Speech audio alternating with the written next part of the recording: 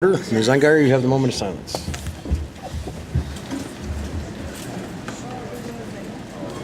Good evening.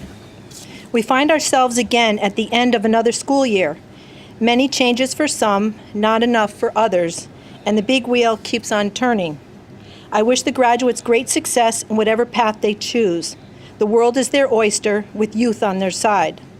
I wish all the returning students and staff an enjoyable summer. Best wishes to our superintendent, Dr. Schumann. Thank you for the time you spent here in Enfield, for which we are all beneficiaries. This summer, remember your neighbors, your family, your friends, the elderly, those who live alone, and single parents. Remember to check on them when the temperatures are oppressive, like today, especially if they don't have air conditioners. If you have a pool, please consider families who don't and invite them over. Our theme for the upcoming 4th of July parade is There's No Place Like Home. Let us remember to show a little hospitality to those around us, especially those less fortunate, and let us continue to live up to our theme. Wishing everyone a safe and enjoyable summer, and let us be thankful for every day. The Pledge of Allegiance. Pledge allegiance to the flag of the United States of America and to the republic for which it stands, one nation, under God, indivisible, with liberty and justice for all. God bless America. Thank you, Ms. Ungar. In the event of a fire or an emergency access is located at the rear chamber, or you can go out to the left, downstairs, out to the parking lot. Can I have roll call, please? Mrs. Ungeyer? Here. Mr. Krizel? Here. Mrs. LeBlanc? Here. Mr. Neville? Here. Mrs. Thurston? Here. Mr. Grady? Here. Mr. Renier? Here. Mrs. Riley? Here. Chairman Serrard? Here. Dr. Schumann, board guests. Thank you, Mr. Chairman. We have several board guests to honor tonight. We're going to start with our student athletes. I'm going to ask our athletic coordinator, Mr. Bernstein, to come up. And just in case you don't know, Mr. Bernstein is also going to be leaving us at the end of this school year, so we congratulate him. And we thank him for the time and the effort he put in, a lot of long hours at games and working with athletes and their families. And we'll be recognizing him as the next couple of weeks go on. But he is here tonight to present to you our outstanding student athletes from the spring season.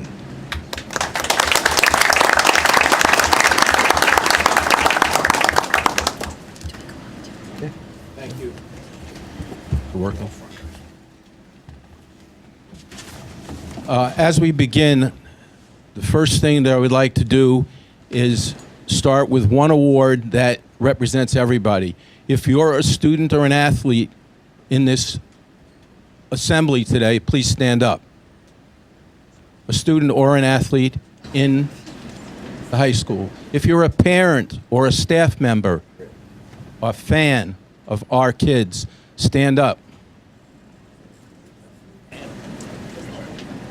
Well, the reason I wanted that to be is because the first award that we're going to present is each season, the fall, the winter, and the spring, all of the schools in our league vote on sportsmanship. And it's voted on, the reason I wanted you all to stand up, not only the student athletes and their coaches, but the fans, the administration, how they're treated, what the facility is like, and when we're away, how we act at other people's arenas and rinks and basketball courts and fields. And for the entire year, this is every sport that we participate in, some 28 different sports. Collectively, the CCC North Blue Division, all of the other teams, have dedicated their vote for Enfield High School to win the Year Sportsmanship Award for the CCC. So this goes out to everybody that's standing and those that couldn't make it. And it's really an honor to have this for us.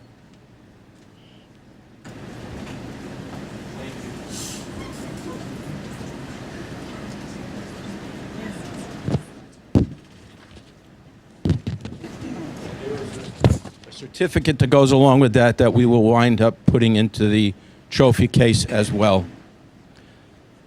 The next group of awards will be the all-conference awards, and we'll call up the individual and the sport.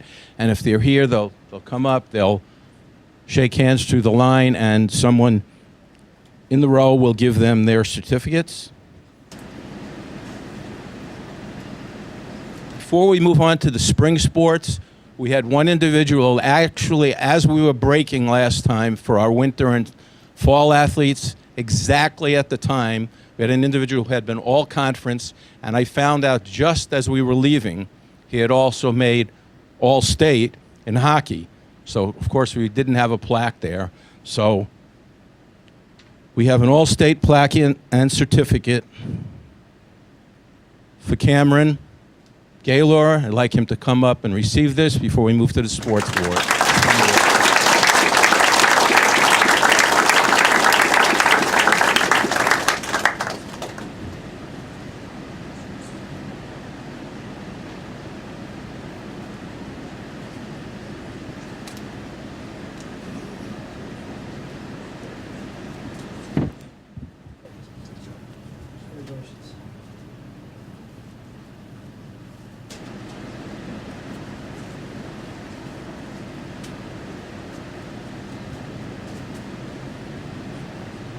The next awards will be read by the members of the Board of Education, and these are all athletes who were spring athletes, all conference in their various sports. So their sport and their name will be stated.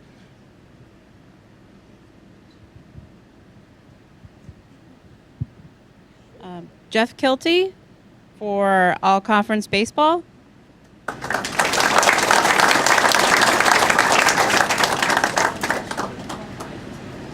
He's actually at the senior all-state game in Plainville tonight. So that's why he's Jeff Falk for all conference baseball.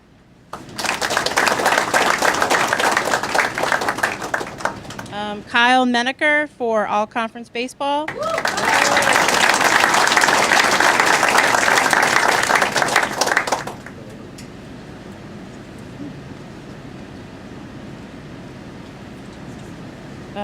Caitlin Borque for all conference softball.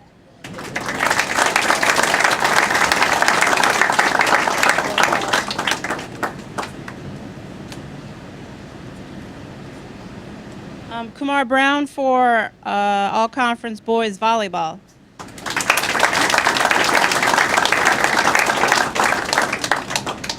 Justin Rankin for all conference boys volleyball.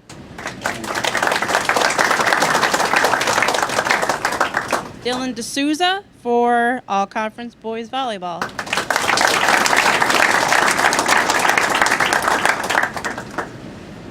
Oh, and Dylan D'Souza, you have all-state Class L Division boys volleyball. And all-state academic boys volleyball. Go. Thank you. Okay, keep going. Connor Pengli Bala for all conference boys tennis.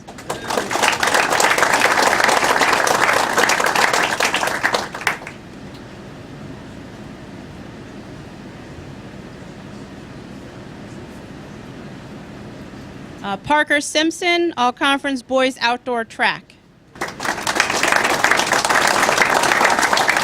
Colin DeBarber for all conference boys outdoor track.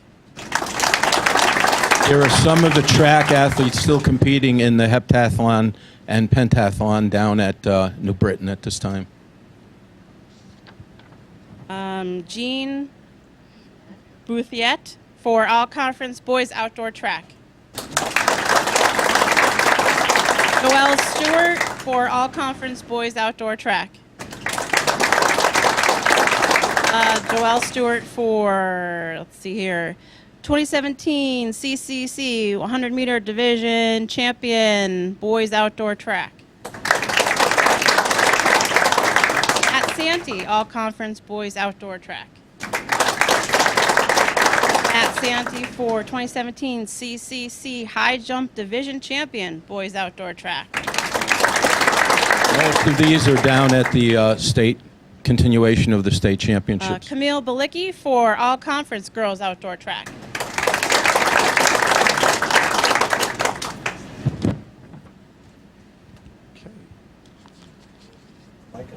Next. If we could have all of the members of the unified sports team and coaches, Ramos and Cordell, come on up with any of the members of the unified sports team with their banner to please come up here, stand here while we give you some recognition for some of your outstanding accomplishments this year.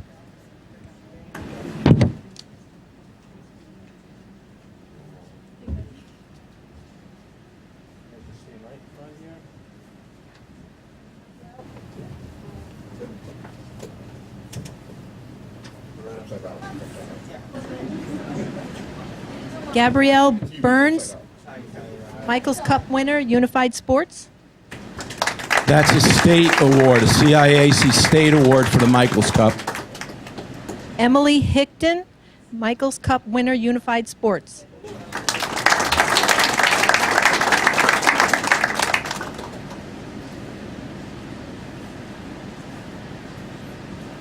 Enfield High School Unified Sports for basketball tournament champions. High School Unified Sports team national finalists for Special Olympics champion school.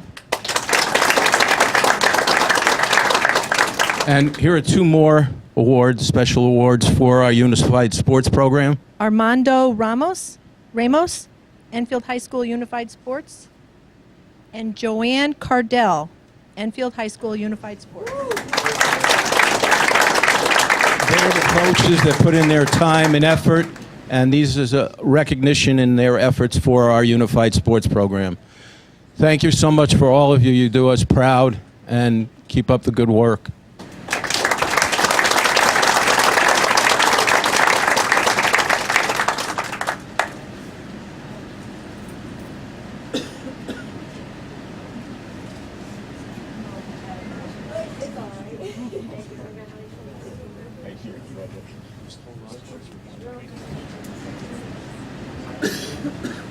Every year, the Hartford Courant has schools select two outstanding athletes of the year from a male and a female student athlete from each school, and those student athletes will then be evaluated by the Hartford Courant staff for the annual Bo Kalinsky Award. And those of you that remember Bo Kalinsky from many, many years was one of the premier sports writers and supporters of high school athletics here for like 30 years. And since his passing, they have dedicated this in his name. So the following two people are our selections that have been turned into the Hartford Courant for outstanding male and female athlete of the year. So the awards go to Erica Lovering and Ryan Razowitz.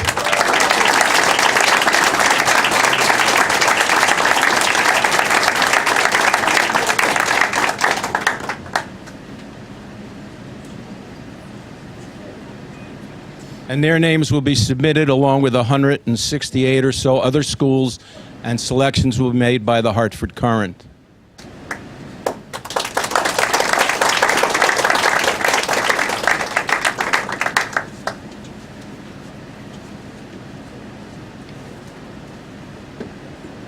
The next award is a new award. Now that we are the Enfield Eagles, I have established this year, which will be a perennial award, called the Enfield Eagle Honor Award.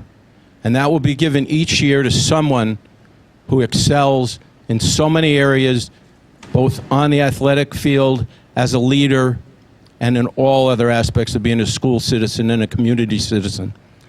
And if you would please read what the inscription is, Tom.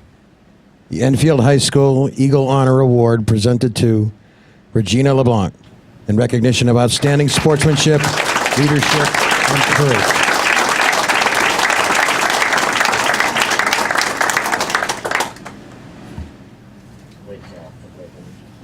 Don't go away yet, because I want to go away. And this perennial plaque will be held and hung up in the trophy cases, and it reads the Enfield Eagle Honor Award, and the first recipient in this first year as the Enfield Eagles for 2017, the 16-17 year, is Regina LeBlanc, and this will be at the high school on display.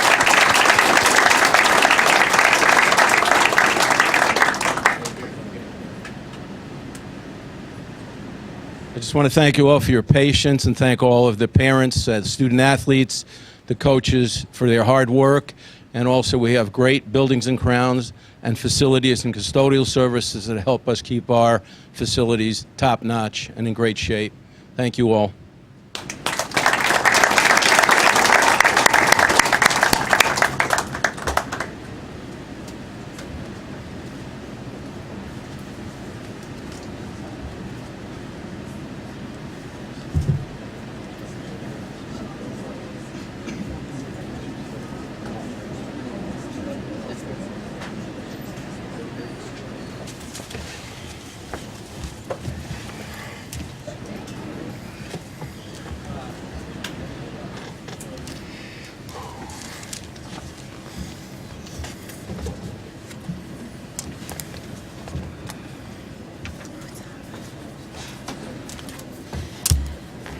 Dr. Schumann. Thank you, Mr. Chairman.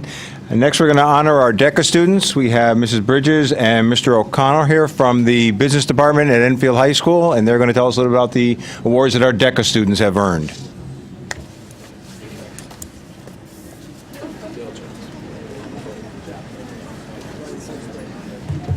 Oh, he's the gentleman. Good evening. Good evening. Welcome. I'm Corey O'Connell, the District Coordinator for Business and Facts. I spent 15 years as the DECA advisor at Fermi High School. And when the schools combined, I was happy to turn it over to Kathy Bridges, who has done an outstanding job this year in the promotion, the dedication to her students. And I'm going to give her the opportunity to discuss some of the achievements and items that were accomplished this year by our DECA students. Thank you, Mr. O'Connell. Big shoes to fill, literally. It's been an exciting year. The new school store is beautiful. When I did work during the dedication of the opening house of the school, many of the alumni had come in and they said, I remember, maybe some of you do too, when we were literally in the back of a room. And they said, you've come a long way. And I said, yes. I mean, they put us in a beautiful showcase piece and it is absolutely wonderful. The new DECA students, when we combined, have done a wonderful job. We have 3 girls that won for a campaign through DECA where they got enrollments from alumni, professionals, and students. And we've actually increased our enrollment so much that we were the biggest increase in the state as far as our whole DECA chapter. So that was quite an accomplishment. The other thing that we've done, when I just think of all the leadership skills that the students have learned, where when I think of those campaign students, they had to set goals, they had to apply the goals, and they had to project the project and get it done in a certain amount of time. And they did that fabulously. And they were rewarded with a national conference that they could go to. Our other set of students that worked very hard from the beginning of August till now in the school store is here to tell you a little bit about her trip to California because she worked hard. Actually, it was our school retail operation where they had to write a 30-page paper all about what they learned in the school store, from promotion to price setting. That's the beauty of DECA, that it's hands-on and you are actually doing it. And they actually achieved gold, the gold status, which is the highest you can get. And again, they were rewarded with being able to actually compete at the California DECA conference, which we would like to thank you for help supporting our students, and we were allowed to go. But all right, I'm Arity. I was here earlier in the year. I first and foremost want to say thank you for supporting us. California, being a senior, California was the greatest trip ever. It's something I will never, honestly, I will never forget. Competing, and I brought my little lanyard so you guys could kind of just see, but I got to meet so many people from all over the state and even China, and OC was telling me like there was people from Guam there, and I don't know, so I traded a bunch of my pins. Kids from Ohio, Nevada, they all have Connecticut pins. This is our pin. She was an entrepreneur too. Yeah, I brought fruit snacks and I was trading those because I wanted more pins. But down below I got the California pin. That was one I needed, but it's definitely a trip I'm never gonna forget. We went to an academy and it was a 2-day conference sort of, and we got to sit with kids who also did the school store, and we just shared ideas. We talked about how everything went on, and I shared some of the ideas that we did here in Enfield, and they're like, wow, that was such a great idea, and they shared some of us, and I jotted down notes, and I will be giving them to the girls who are taking over next year. So I'm happy to say that our school store is only going to get better from here. And you know, I'm just really lucky that I got to do this and compete, and it's something I'm never going to forget. I mean, the level of intelligence that was at that conference, it was so crazy, and I just loved being surrounded by that many people who had passion for what I had passion in. All that energy, 19,000 people. Yeah, it was a lot. So, I mean, people crazy. would say, my grandma was in DECA. You know what I mean? So Yeah. it's everywhere. So it's very exciting, and we're so happy that you really showcased us, gave us a spot in the new school, and we will hopefully just keep building. Any questions? I'll just make a comment. Any questions? I would just like to say I think the school store is fabulous. I love the school store. People are very impressed with it, like you said. Also, I'll take a moment to thank Mr. O'Connell because he helped out SafeGrad with our SafeGrad volunteer shirts, and he helped the basketball team out with our Kyla Strong shirts. So you guys are not just a school store, but you also help the other student bodies with things like that. So you guys have been great as far as that goes. I'm glad you got to go to California, and it seems like you really embraced it, and you are almost there. A week from today at this time, Oh, yes. you'll be graduating. So congratulations. Thank you for coming. Thank you so much. I just wanted to comment on the school store in DECA as well. During the open house, I brought my 6-year-old through there, and I thought I was going to go broke because he just loved everything that was in there. The colors, the way that it was lit up, it reminded me nothing of the DECA store that I remember when I was in high school over at Fermi.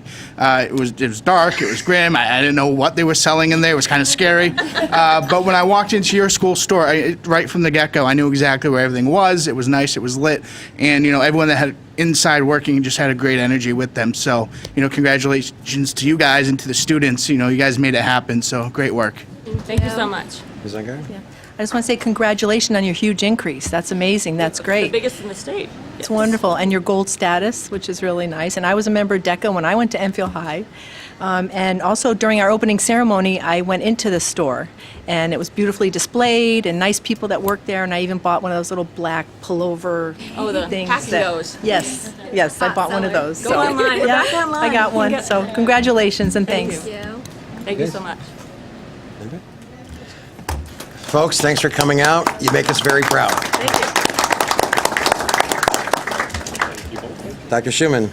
Thank you, Mr. Chairman. Next, we have the Enfield High School Red, White, and Blue Award. We have Mr. Sine, our Social Studies Coordinator, along with some students and some members of the department present, and they're going to tell you about the Red, White, and Blue Award that was won by Enfield High School. Good evening, and thank you for having us here tonight. So I just want to start by explaining a little bit about what the Red, White, and Blue Schools Initiative was. This is the inaugural year of the program. So it's a partnership between the State Department of Education and the Office of the Secretary of State that rewards schools which develop programs designed to foster strong civic engagement among students. The program is available to all schools K through 12 in Connecticut. And the theme for this first year was the electoral process, specifically focused on the presidential election. So pretty incredible year for that to be happening. And that didn't happen by accident, obviously. That was so the criteria that the committee that determined whether schools achieved the red, white, and blue status was looking at several criteria. So the first criteria was the social studies instruction and integrating social studies instruction and language art instruction with a focus on the presidential election. Our cooperation between the school and community partners. So the first piece was 25% of the criteria. Community partners was 10%. Interdisciplinary and whole school participation was worth 20%. Examining the electoral process itself, issues and candidates' views on the issues and their impact on daily life was worth 25%. Utilization of various forms of media and outreach to communicate projects was worth 10%, and inclusion of extracurricular or out-of-school activities were worth another 10%.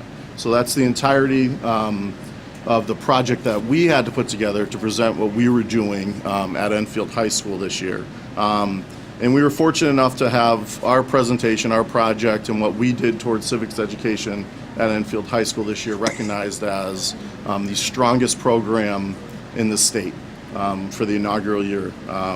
So we're extremely proud, as you all know, and new board members haven't experienced it yet, but you will be very soon. Our students are truly the stars of our Youth Vote program. And as candidates, most of you have lived it already or will be soon. And then, of course, if you entered into any of our civics classes this year, you would have seen that same dedication, that same engagement amongst our civics students specifically, and the way they tackled these issues in the classroom, and the way the teachers presented the issues in such a professional way, given the difficulty of this presidential election. So I brought Matt and Abby to speak further about the program and just let you know some details about what we did this year. Okay, so I'd like to start by saying this was like an entire school effort. I speak for all the students involved in thanking our Enfield High School teachers, coordinators, and mentors for their support as we experienced this process. I would especially like to thank our Social Studies Department teachers. Their time and effort deserved commendation, and the committee recognized that. And of course, a huge thank you to Mr. Crane, Mr. Allegro, Mr. Wanzer, Ms. Finn Schofield, and Mr. Len for their leadership of our Youth Vote program. Mr. Crane and Mr. Allegro worked countless hours to prepare us for our annual debates and related activities. Although we don't say it enough, your students are truly grateful. Mrs. Amy Whitrow, the Enfield Public Schools Community Partnership Coordinator, developed the Youth Vote program at Enfield during her own children's time in the system. And along with retired Social Studies Department Chairperson Dr. Frank Taylor, built this into a program that defined the ideals of being a red, white, and blue schools more than a decade before this statewide initiative. Thousands of students who have passed through the Enfield Public Schools have benefited from this model of civic education. Although they'd never admit it, this recognition is a testament to the program they envisioned and worked so tirelessly to bring to our students year after year. As a people, we experienced one of the more trying election cycles in our nation's history. I'm sure that made teaching about it all the more challenging, as I know it made learning about it all the more interesting. This Enfield School Board, our central office staff, and building administration supported the Social Studies Department and our Youth Vote program throughout, regardless of how controversial the election became. The authentic civic education of our peers was the benefactor of that support. Now that we've given the much-earned thank yous to our mentors, let's delve into just why Enfield High School has received this honor. I'd like to think it has a lot to do with all of the extracurriculars activities our school has offered not only this year, but every year that have to deal with the election season. Each year, our school strives to give students a hands-on understanding of the electoral process through our Youth Vote program, where we host and run student-facilitated local and state debates. These candidate debates are very involved and rely heavily on student participation as we research and write all of the questions prior to the debate, and then continue to serve the various roles needed as moderators, questioners, or timekeepers during. Personally, Youth Vote has truly instilled a sense of civic responsibility in myself, as I've learned more about the platform of candidates at differing levels, from the local school board up to the United States Congress, and I will use these skills I have gained from this program when I vote in the upcoming election. Speaking of which, the main reason as to why I'm already ready and set to vote is again thanks to Enfield High School. Each year, we run a voter registration drive so that all those students who will be eligible to vote on Election Day can. However, Election Day is not only important to those students who are able to vote in the actual election. As a result of our district engineering a mock election where students grades 4 to 12 are able to vote for the candidates of their choice and experience the electoral process. One of the main factors that made Enfield High School a red, white, and blue school was the implementing of a new course, Civics in Action, as you all probably know about. And the course is very centered on modern politics and what's happening in the world, and it gives us students a way to connect that real world knowledge to a greater understanding of politics in general. For example, when we were working with a lesson on the political spectrum, we would analyze the presidential candidates and where they fell on the political spectrum. The largest project we did in the course was called the Civic Action Project, and what it consisted of was identifying a problem that we recognize in the community and implementing a solution. So it was really rewarding, I know for me, to be able to use classroom knowledge to put that toward a solution. For implementing that solution, we could use starting a social media campaign, distributing informational pamphlets, school-wide surveys, any idea you could really come up with to make it a multimedia project. And people got really creative with it, which was really great. But it wasn't just civics that made Enfield High School a red, white, and blue school. It was really very interdepartmental, and there was a lot of interaction and a lot of mixing of subjects. And so, for example, the English Language Arts Department, students analyzed candidate speeches, wrote letters to the editor on election issues, and wrote their own speeches from the candidate's point of view. The Math Department analyzed polling results, worked with probability relative to the election, and analyzed voter demographics. The Tax and Business Department developed marketing campaigns for events including our debates, Meet the Candidates Night, and voter registration drives. This included posting materials at locations around town and building buzz around the school for these events. True student engagement happens when a topic can be looked at from multiple different perspectives for multiple different purposes, and Enfield High School really accomplished this. Again, I'd like to thank you, the board, our central office staff, Ms. Burr, Ms. Whitbrow, and our Enfield High School teachers and administrators for your support with this program. The students of Enfield are fortunate that civic education is a priority in our town, and with the growth of the Red, White, and Blue Schools programs, students throughout the state will share in that same fortune. Now we'd like to present to the board the plaque awarded by Secretary of State Denise Merrill and Education Commissioner Diana Wenzel at the award ceremony a few weeks ago. This plaque will be displayed in the front entry of Enfield High School. So you want to come down for a photo shoot? Sure. Great. Abby, will you do the honors? Thank you. Next.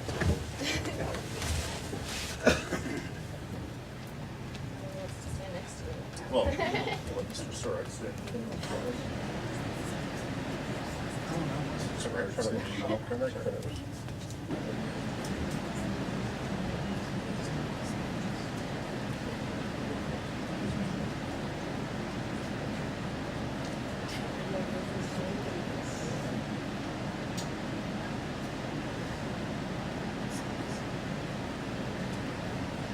Thank you.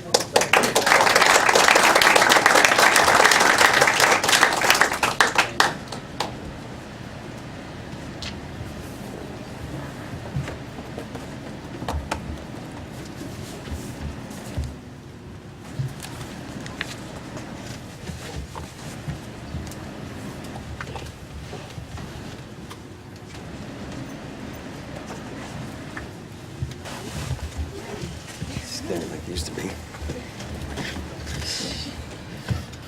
So I'm not skinny like I used to be. Do you want to? Go ahead. I'm going to say something about that. I want to thank you guys. We were hoping for bigger and better things when the schools combined as far as academics goes, and this is an example of how it got bigger and better, especially with social studies, history. I know that as an adult, you hear people say, well, I'm not going to vote in the next election because I don't know anything about either candidate and I don't know anything about politics. So if it can start in the high school and it can be engaging, that's something you're always going to take with you. And it's the way politics is now. I think that it's very important that everybody be as educated as they can, no matter which way you're going to vote or who you support. So, and honestly, your efforts came through, and you got the Red, White, and Blue Award. And I know for me as a board member, I'm proud. And that's the kind of stuff that makes the Enfield Public Schools a good place to send your kids to school. So thank you for that, and thank you for all the work, and thank you to the students, because there's definitely an enthusiasm there. And you guys were very well spoken tonight, so thank you. Mr. Neville. Ditto on that. I think sometimes we get frustrated with politics, when you're in the nitty-gritty of it, but we also know how important it is. And to have you guys take it on as a school for the school system, just it makes me so proud. You folks are incredibly articulate spokespeople for the school, and we can't thank you enough. And I think, to a person, I think when we have folks like you come up and show us what you've done and the talents that you have and how you represent this school system, just makes us beaming and so proud. So thank you very, very much. Guys, I know I speak for everyone here. You make us so darn proud. You guys, as a veteran of multiple debates that you guys have held over the years, I know that you guys do a pretty tough job, and you do an excellent job and a fair job. I know it's a lot of work, and sometimes you get to see some of the conflicts that happen during the game, but I will tell you, you guys are stellar, and you do us all very proud and make us all look very good, and my hats are off to you. So.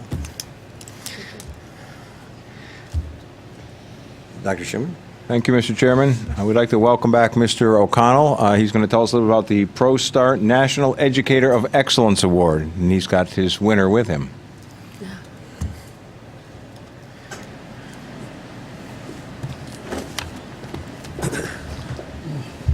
Hello again. I'm here to talk on behalf of Josh Agragowski. He achieved an amazing award only in the second year of this program. I'll read from the manual because I won't be able to do it justice. The National Restaurant Association Educational Foundation and State Restaurant Association partners ProStart reaches nearly 140,000 students in more than 1,800 high schools across the United States, Europe, and the Pacific. From culinary techniques to management skills, ProStart's industry-driven curriculum provides real-life experience opportunities and builds practical skills and a foundation that will last a lifetime. The Educator of Excellence Awards is held yearly in Chicago to honor educators of ProStart for their dedication, achievement, and support of the program. Josh was one of the 48 states represented at the dinner on Thursday, the 18th of May, 2017. He was awarded for his dedication and excellence in culinary education. I will now let Josh speak on behalf about his honor and some achievements the program he has been able to achieve so far. Good evening, everybody. What I want to talk about tonight is just basically a little bit about our program. So if you guys aren't familiar, ProStart is very similar to DECA, except it's more of the culinary and management base. So it's a nationally recognized program. It's sponsored by the National Restaurant Association, so a lot of the restaurants you see in town, like Longhorn Steakhouse, they all sponsor it. So it's a great program for our students. A lot of our students have achieved a lot through the program, especially those that go on to competitions. So last year we won first place in culinary, which was pretty amazing for our first year. The students got to go to Texas, Grapevine, Texas, which was a great trip for them. They competed nationally, and they won a lot of scholarships through that. So they get scholarships to go to famous colleges like Johnson & Wales and CIA. And this year they came close. They were a point shy of winning the culinary competition this year as well. So they're working hard. So they got second place. We got second place in management too. But we have a bunch of hardworking students in our program. So I was honored this year. I was privileged to accept the honor in Chicago. So I went to Chicago and on behalf of our program at Enfield High School. So I represented Connecticut. I was honored at a dinner as well, where Wolfgang Puck won a Golden Plate Award. So I was one of two educators there, one from Kansas and one from Connecticut. So it was pretty amazing to represent Connecticut there as well. So we're doing a lot for our program at Enfield High School for culinary, and I greatly appreciate everything you guys have done for us, giving us a platform for all our students. Our students appreciate everything you guys have done. We have one student that literally has to pay $4,000 out of $30,000 because he had so much scholarship through ProStart, to go to the CIA, who's it's basically the program has just changed his life. So, and he comes from a poor background too. So we appreciate everything you guys have done for us, and we'll just continue to strive to do the best that we can. So. Congratulations on all that. Thanks. And I do want to testify that Josh is a great cook and he's a good teacher. I've actually taken a cooking class from him. My family thanks you. Yeah. Congratulations. Thank you. Yeah, I just want to echo that. I got to see your fruits and labor in action on the honors breakfast. I'm still tired from that. It was amazing. Just to see, and I equated it to watching football players on the football field, Yeah. and being able to drive down the field flawlessly, and that's what your team did. And kudos to you, as leading the helm.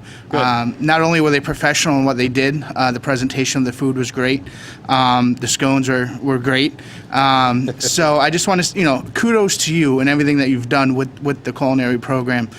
Those kids, just like a coach, they eat at it if the leader is great, and that's definitely what's happening at Enfield High. So I thank you for that. I appreciate it. Thank you so much. Congratulations. It's something that Tina was saying just earlier, that with this new renovation of the high school and different programs that we have, it's something I wish my daughter had 4 or 6 years ago when she was at Enfield High School. She just was a recent graduate at Johnson & Wales and going on to the culinary field, and it would have been nice for her to have something more than what they were offering at the time. Yeah. But now that you have the facility to do the stuff for students and they can achieve much more in the culinary aspect, I know how it's important. But good job, and congratulations to the students that get involved in it. But thank you so much. much. I just want to say, too, the facility you must be working in now at the new Enfield High must be wonderful compared to what you... And I think that as the program goes, I don't know much about it, and I wish I did. But I hope as the program grows, which I think it will, I'd love to hear more about it. So thank you. Yeah, we are growing. We have 3 more courses of advanced class. We have a lot more transitional and foundational. So we have a lot of students interested. So we just keep the ball rolling with that. Great students, great staff. These are one of the nights that I really look forward to. Awesome job. Cool. Awesome job. To all yours, and you guys did a great job again. Thank you so much for representing us so proudly. I mean, you guys did awesome. Thanks, Just guys. a quick comment at the honors breakfast. You guys back there, I took time to go back. You were like a well-oiled machine. Yeah. Just everybody bringing the food out and doing everything. They did a great job. Oh, thank you. Appreciate it, guys. Good job. Dr. Schumann.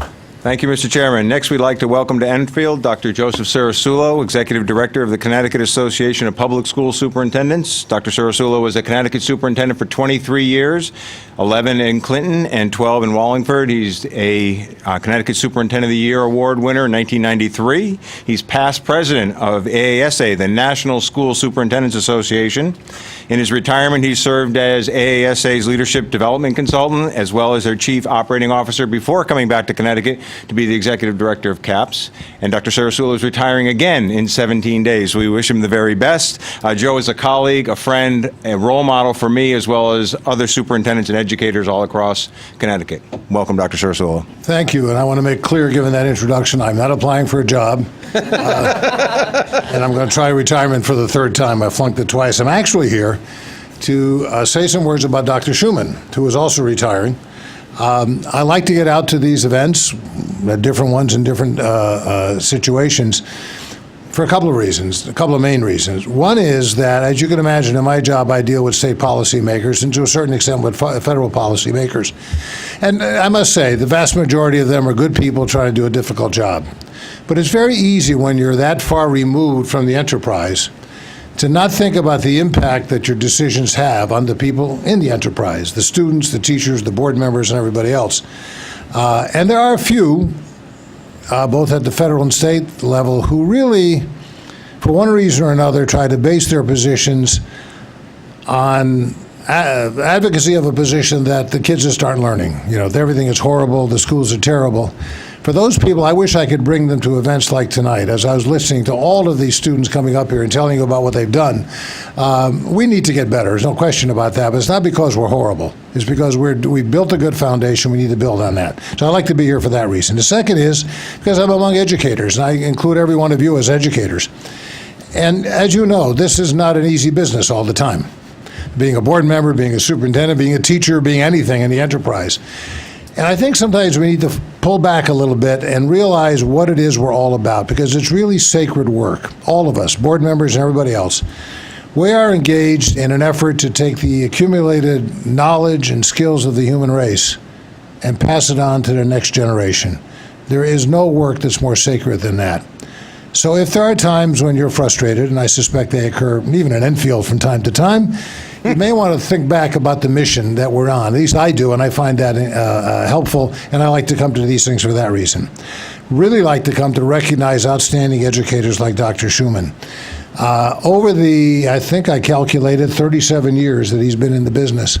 If you think about all of the people, both adults and kids, that he has had an impact on, it's literally thousands. So there, I can say with great confidence that there are thousands of people better off today because the fabric of their lives somehow or another intersected with the fabric of his. People my age might remember Dag Hammarskjöld, who was the Secretary General of the United Nations back in the 1950s. He wrote a book in which he said, human beings never pass each other like two ships passing in the night. With everybody we meet, we leave a part of ourselves and a part of them comes to us. Well, a part of Dr. Schumann has gone to thousands of people, and they're all better off for that.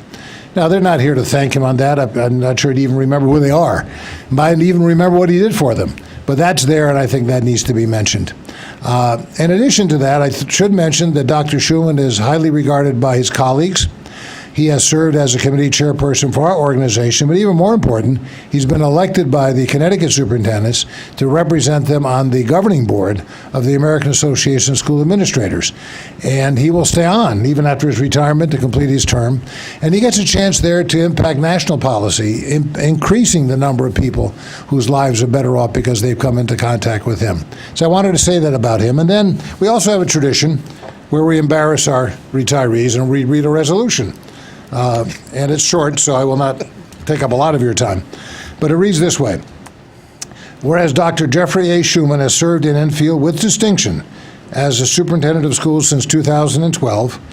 Prior to that position, he served as deputy assistant superintendent in Newington, Connecticut, principal at Martin Kellig Middle School, assistant principal in Newington, Connecticut.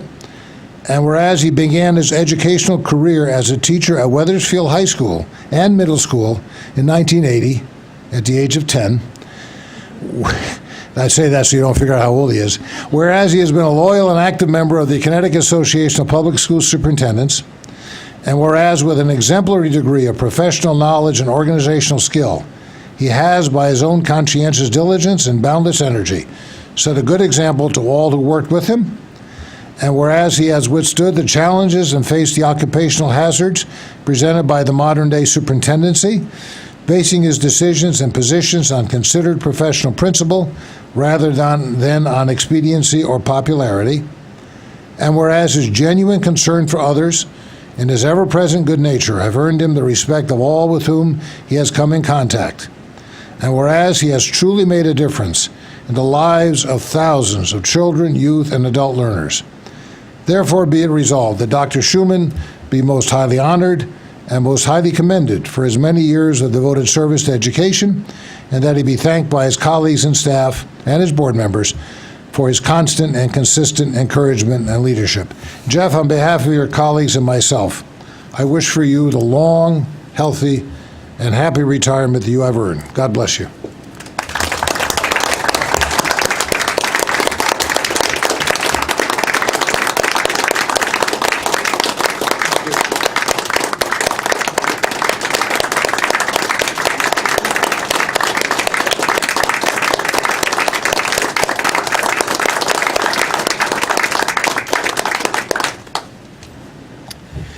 Thank you, Doctor. Dr. Schumann. Mr. Dressik's going to take it from here, I think. Mr. Dressik's going to pass it along relatively quickly and ask that our mayor please take the dais. Mr. Copen.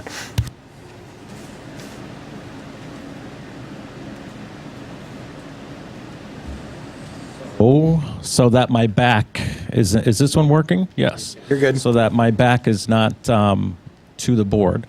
I was asked to come here this evening on behalf of the town council and the town administration and all the residents of the town of Enfield to bestow a proclamation upon Dr. Schumann in recognition for your service to the town of Enfield and the Enfield Public School System. So, as it is protocol, I'll ask you to stand and join me here. And first of all, it's been a pleasure working with you over the last 5 years. A mayor, a town manager, a superintendent of schools, and a board chairman. We have a lot of meetings together.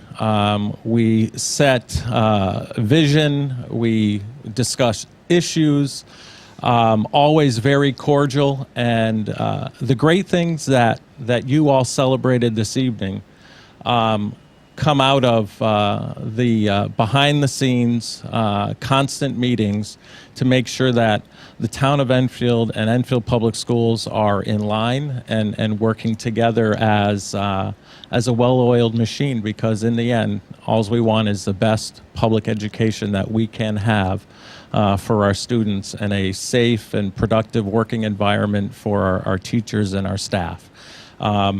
And I've really appreciated your vision and your willingness to sit down to discuss, to seek common solutions that move the town forward and moved Enfield Public Schools forward. So with that, Dr. Schumann, I have this proclamation, and it reads as follows. Whereas Dr. Jeffrey Schumann has been dedicated in his career as a superintendent of Enfield Public Schools since 2012. And whereas Dr. Schumann has implemented many programs, including full-day kindergarten, the school messenger notification system, and STEAM, science, technology, engineering, arts, and mathematics. And whereas Dr. Schumann has spearheaded many endeavors to benefit the quality of life for the families of Enfield, including developing key business partnerships with MassMutual and Lego. And whereas Dr. Schumann, in his mission to put the needs of our children first in all decision-making, displayed his outstanding leadership capabilities by ensuring their readiness to meet the challenges of society. And whereas Dr. Schumann expanded the Board of Education's partnership with Asnuntuck Community College Manufacturing Program. And whereas Dr. Schumann was an integral part of the opening and completion of the Enfield High School renovation project, which drastically benefited that school's programs and improved its educational capabilities. And whereas Dr. Schumann has given generously of his time and efforts by establishing a superintendent book club and by holding listen and learn events for all stakeholders in Enfield and Enfield Public Schools. And whereas the citizens of Enfield have been most fortunate to have had a person of Dr. Schumann's vision and talents in the role of superintendent. Now therefore I, Scott Copen, Mayor of the town of Enfield, on behalf of the town council, the town administration, and the entire community, honor Dr. Jeffrey Schumann for his outstanding contributions to the Enfield school system and extend to him sincere best wishes for a long and happy retirement. Signed today, June 14th, 2017. Again, on behalf of a very grateful community, thank you so much for your leadership here in Enfield over the last 5 years.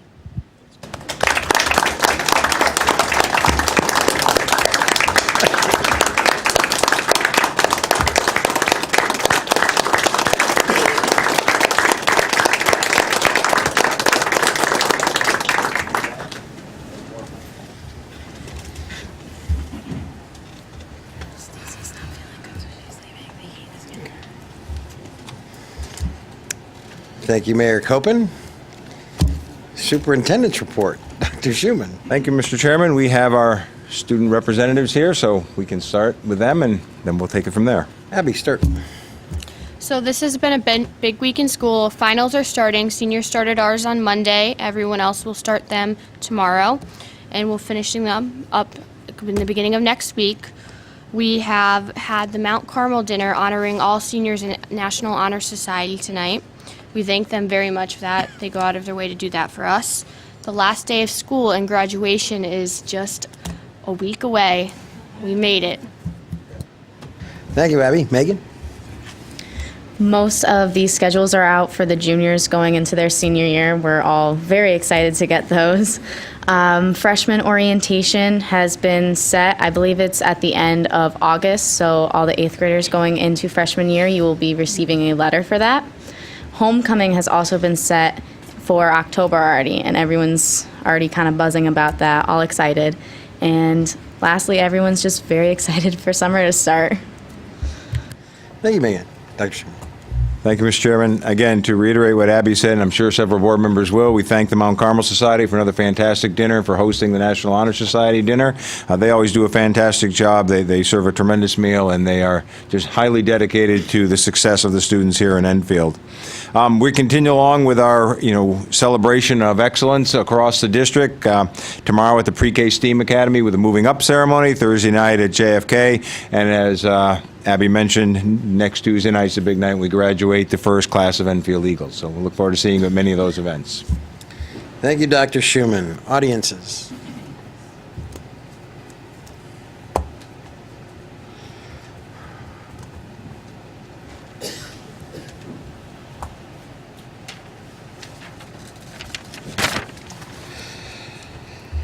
Okay, and once again, during the audience phase, I ask that you keep your comments to 3 minutes. To please state your name and your address for the record. Joseph Toner.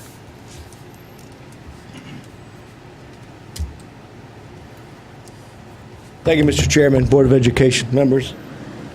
I'd hope if you could extend my time a few minutes, if it's possible. If there's not many people behind me, I'd appreciate it. If not, I could talk to you guys off the record. Objection. Without objection. I'm not going to be here for 20 minutes, by no means. But you're good. Name and address. Thank you. Joseph Toner, 15 Francis Avenue, North Thompsonville. Thank you, Jim. Thank you. I was fortunate enough tonight, my son was he's a member of the National Honor Society. I was fortunate enough tonight to speak to the outgoing and the incoming superintendent of schools, which I appreciate the time that both of the gentlemen gave me.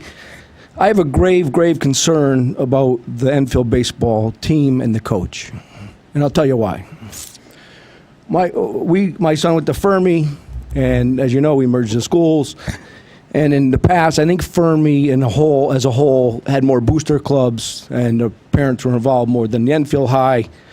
So we were excited about getting together, bringing the booster club over from Fermi to Enfield High School.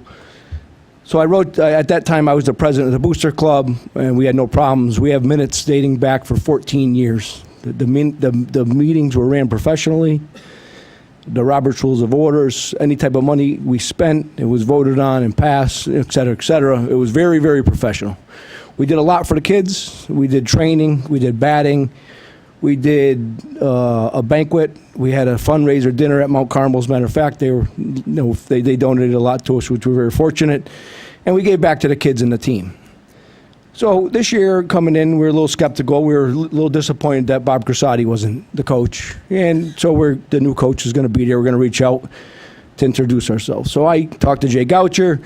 I introduced myself. I said I was the president of Fermi Booster Club. Mr. Toner, we have to refrain from personality, so you can't use names.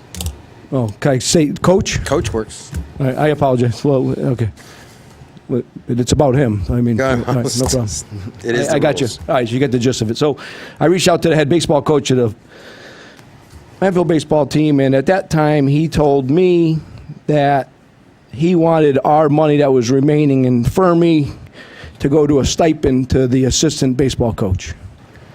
So I wasn't comfortable with it. Obviously, I went back to the rest of the booster club members, and they said, absolutely not, we will not give a stipend to an assistant coach. So I go back to the coach again, and I said to the coach, I said, well, that's not going to happen. The parents don't want it. I said, but what we do is I told them what we do with the training and how we try to give back to the team, et cetera, et cetera. At that point, he told me I would have to deposit that money into the Enfield Athletic Department. So once again, I go back to the rest of the members. The rest of the members said absolutely not. We raised the money on behalf of our kids. The money is going to be strictly autonomous from the department. We're going to keep it right there. The next communication I get from the coach, again, was that Mr. Toner, the administration, does not want a booster club because of the black eye with the Thompsonville Little League. So I didn't, at that point, we weren't going to get anywhere with them, and so we weren't going to have a booster club, it looked like. Ultimately, then he wanted to tell us how to spend the rest of the money we had in the Fermi Booster Club, which I thought was, he had no right to tell us where to put the money. So we go on from that point. So we get to the parent-player dinner, a potluck dinner that he had, which was, he went down and we listened to the coach's 10 Commandments. So the 10 Commandments, according to him, what he expects from the parents and the kids. And unfortunately, at this time, we're new. We're getting to know each other. We didn't ask him or tell him what we expect from him, which we should have, in hindsight. So what he does is he ends up running that program. He disjoints the parents from the kids from the community, and the team from everyone. So at this time, we had one guy running the team, his way or no way, and it was a complete disaster. Very few practices, unorganized. It was terrible. Thank God the assistant coach, and I can't state his name, but I wish I could, because if you're making a change for an athletic director going forward, that's the guy you might want to look at being the head baseball coach. He coached third base. Was a great guy and did a great job with the kids. So we go on during the year, and there's only a certain way to communicate with them. You can't. He wanted to. It was kind of, the parents were left aside for their kids, and we want to advocate for our kids. Nobody wants to tell them how to run a baseball team. We understand that. And going back to the booster club, he said he didn't want the booster club because he didn't want the politics of the booster club, which I don't think that's up to him to decide whether he wants the politics. So we get on to senior day. Senior day, historically at Fermi High School, we had posters. We bought shirts for the kids. The last year when the two schools were merging, when Enfield and Fermi played together, we had a pizza, a get-together with all the parents. Everyone get to know each other, so we get, commingle the groups and move forward. So this year, at the senior year, the senior celebration, Coach Goucher, who didn't want the booster club, and he was going to run everything, the coach of the team, didn't want anything to do with it. He was going to run everything, and it was all up to him. Well, thank God we had some nice parents that owned some shops local in town and donated and dedicated their time to make the senior night good for the kids this year. Posters were made by one of the parents. One of the parents took a lot of pictures. My wife bought a cake and the balloons. The other parents made the desserts. I think he might have bought a few pizzas. He never thanked the parent, never thanked anybody. We go on and on and on. There's no banquet coming on. We've had a banquet every year at Fermi High School for the kids. We've had no banquet this year. And it's a complete disjoint of power, I believe. And I'm here tonight for two reasons. I'm not here to throw him under the bus, although I don't think he's a good choice, and that's a whole different, that's up to these folks. And unfortunately, these are political decisions. It was a political decision, I feel, when the coach who's there now got it, and I think he was close with the current athletic director. And when he's misspeaking, and to me, I consider it lying, because I spoke to Andy Longy 2 weeks ago, and I met with him at the school. He was nice enough to have me in, and I said, Andy, is it an administration? Is it from the administration that you guys don't allow booster clubs? He says, Joe, it's the first I heard of it. So if this guy could go out and lie to a group of parents that are advocating for their children, that's big concern to me. It wasn't a misspeak. He came out and lied. That's why I wanted to talk to the superintendents tonight, and I didn't talk to Mr. Bernstein. I guess he's retiring. I didn't run into him. But for him to sit there and lie to a group of parents that want to advocate and make it better, we're not trying to run his team. We're trying to make an experience for our kids on their way out. We had 8 seniors this year that were really, really, really disconnected from that team. And it was a disservice to all those kids on that team. It truly was. Secondly, if you're going to hire a new athletic director, and I don't know who that falls upon between the two superintendents, I don't mean that way, but Mr. Schulman and Mr. Drezik, I think the athletic director, there should be some type of protocol going down so we don't have these rogue coaches thinking that they're running these programs and it's about them and not our children. It has to happen. And I'm asking you folks here tonight, our elected officials, that you guys, I feel, represent our children. You represent us. Whether I voted for you or we didn't vote for you, we're all here together and we're advocating for the children of this town. And when it gets to this point, when we let people run these programs and dictate to people to take away from the children that we're all trying to help, and these are the kids that don't go to a resource officer. They have to keep their grades up, and they're good kids. They're the kids that were sitting here tonight, and they're the kids at Mount Carmel tonight that we don't pay anything for, really. We pay for them to play sports. We pay for them to do everything. The district pays nothing for it. We don't ask for anything, and all we ask for is to represent our children. And I would say to everybody here tonight, I know, and I think the format for the next athletic director is going to come down. It's going to be chosen by the superintendent of schools and maybe discussed with you folks. But if you could please, on behalf of those kids that are coming back next year at Enfield baseball and all the sports, to be honest with you, I feel, you should put some type of provisions in there so these people can't run roughshod on our children and make these programs about them and not our kids. And I truly feel that way. This year was a disgrace. It was an absolute disgrace. And it should never happen. And all we were doing is trying to advocate for our kids. We didn't want to, the booster club to me it was extra work for me. I have a full-time job. I don't need to run the booster club.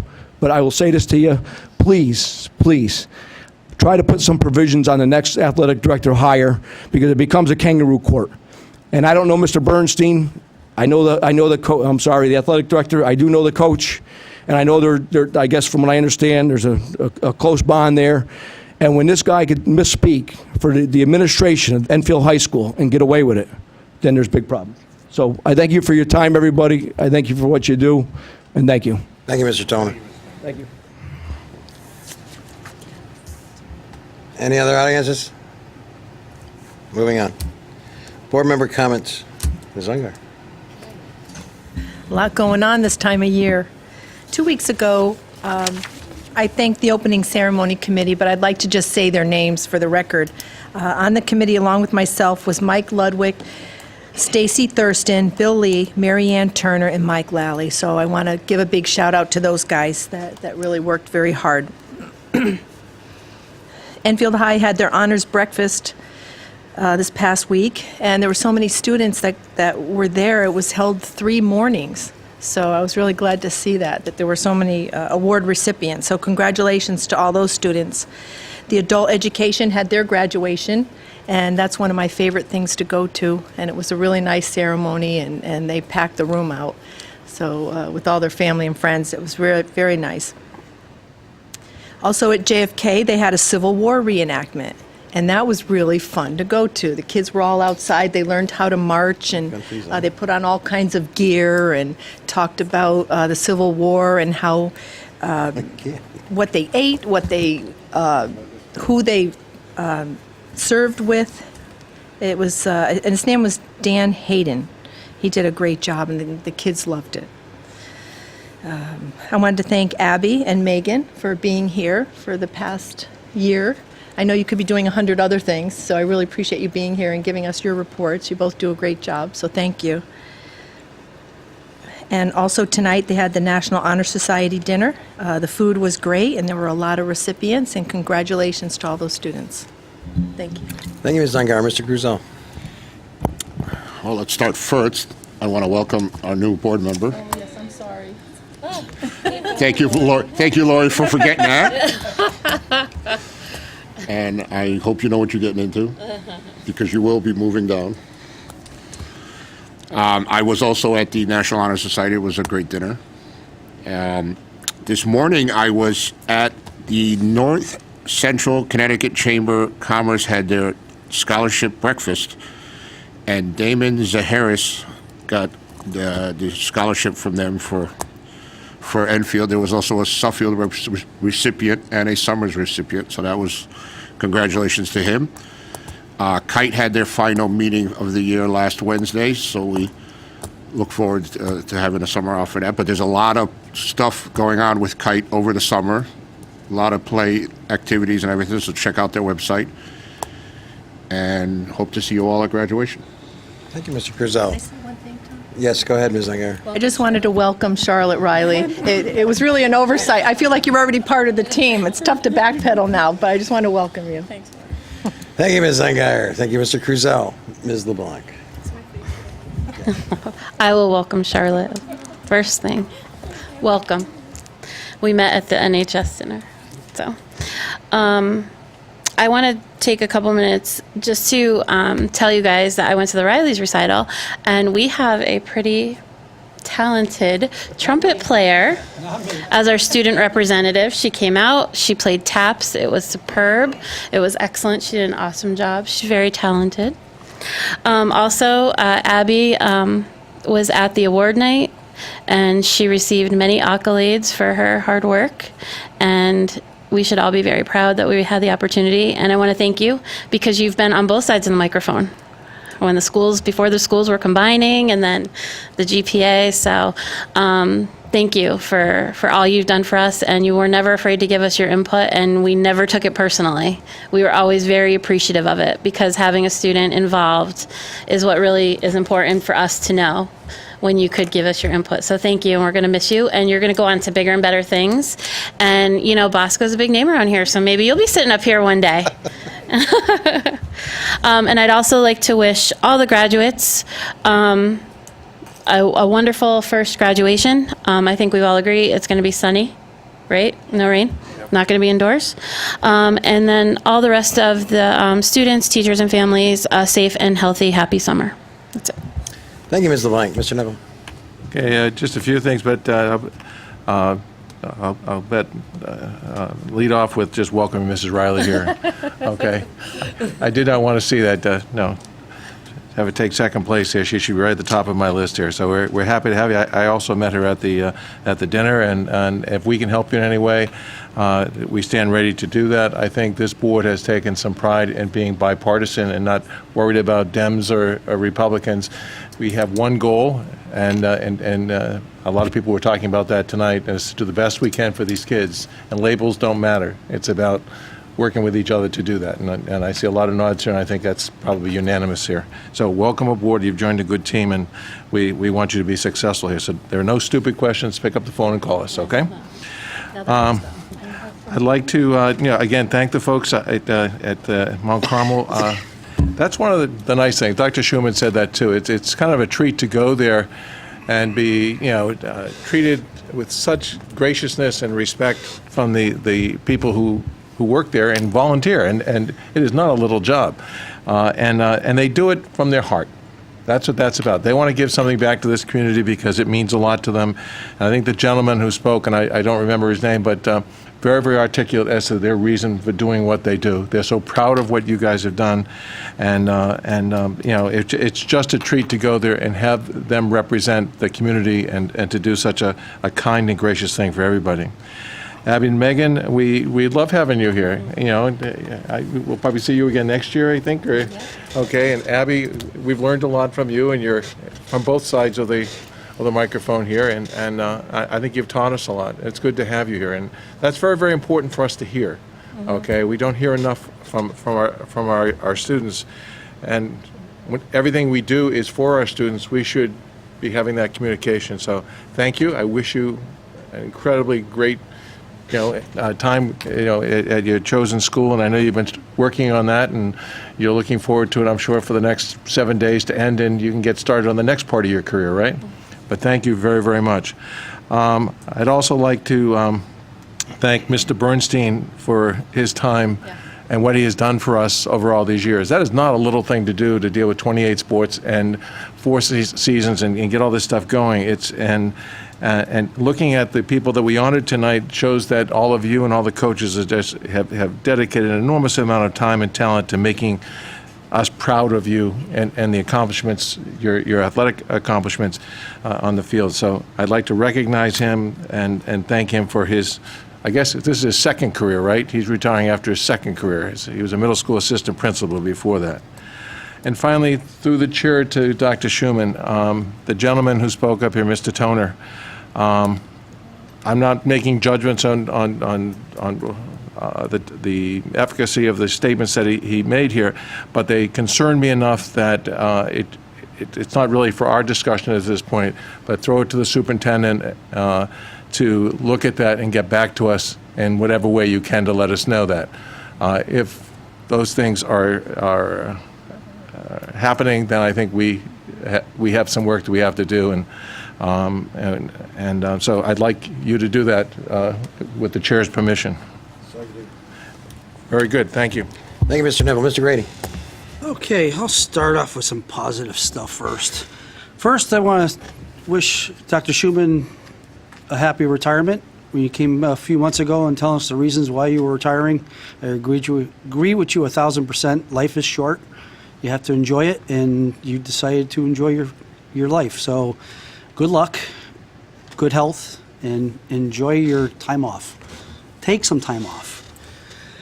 Second thing I'll say positive is wishing the graduating class good luck in college. It's a little tough out there. My daughter just graduated from Johnson & Wales, and at times it was trying for students and trying for parents. But, you know, she, like I told my kids, if you put your mind to something, you can do it. And that's what the advice I'll give to you is put your mind to it. You've done it for the last 4 years through construction, through merging of schools and everything else that we threw at you guys, and you came through it.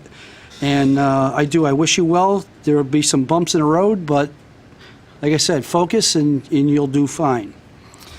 Now, I'll ask, I guess I'm going to put it on your your shoulders, I'm sorry, Chris.